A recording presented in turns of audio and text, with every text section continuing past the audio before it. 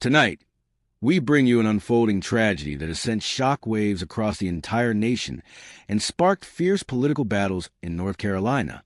Lawmakers, citizens, and activists are all demanding answers, and more importantly, justice.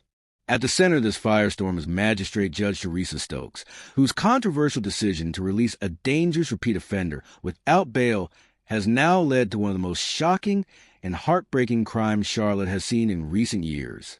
On the morning of August 22nd, 2025, 34-year-old Decarlos Brown Jr., a man with 14 prior arrests, a documented history of violent behavior, and severe mental health struggles, allegedly attacked and fatally stabbed 36-year-old Ukrainian refugee Iryna Zarutska aboard a Charlotte light rail train. Witnesses described the scene as chaotic, terrifying, and unforgettable, a moment of horror that has left the entire community shaken to its core. But here's where the outrage intensifies. Just weeks before this deadly attack, Brown had been arrested again, this time for misusing the 911 system and causing a public disturbance. Despite his extensive criminal record, despite numerous warnings about his mental instability, and despite repeated brushes with the law, Judge Stokes released him on a simple written promise to appear in court. Think about that for a moment. A man with a violent history, a documented risk to public safety, and repeated arrests was allowed to walk free, and now, a young woman's life has been tragically cut short. This decision has enraged North Carolina lawmakers. House Speaker Tim Moore, along with 9 other GOP members of the state's congressional delegation, has filed a formal petition demanding Judge Stokes be removed from her position immediately.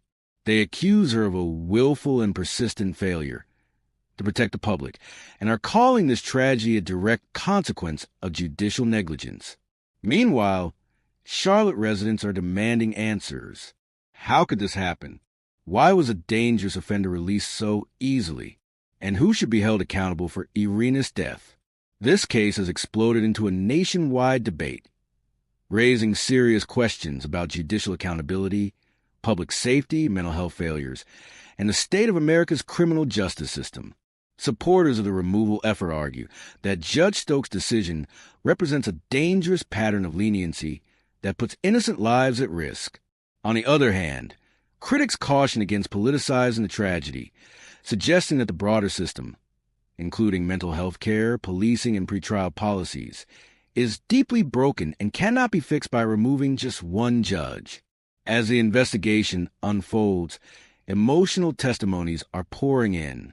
Friends and family of Iryna describe her as a loving, hard-working, and brave woman who came to the United States seeking safety and opportunity, only to fall victim to a preventable act of violence.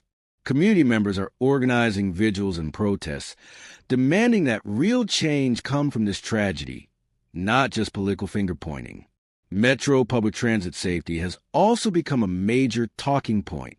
Many are now questioning whether Charlotte's light rail system and others across the country are equipped to keep passengers safe. Calls are growing louder for increased security, mental health interventions, and tougher pretrial laws to prevent repeat offenders from harming innocent people. Meanwhile, Judge Teresa Stokes has not publicly commented on the case, but legal experts predict she may soon face formal hearings to determine whether she can remain on the bench. This is more than just a local story. The entire country is watching.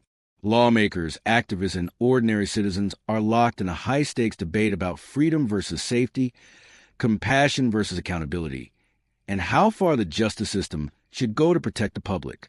And as the investigation into Decarlos Brown's past continues, even more troubling questions are emerging. How many red flags were missed? Could this tragedy have been prevented? And is Judge Stokes the only one to blame, or is this a systemic failure? We'll continue to follow every development in this case and bring you exclusive updates as they happen. If you're watching right now, let us know your thoughts. Should Judge Stokes be removed from office? Do you think the justice system failed Iryna Zarutska? And what should be done to prevent tragedies like this from happening again? Stay with us, because this story is far from over.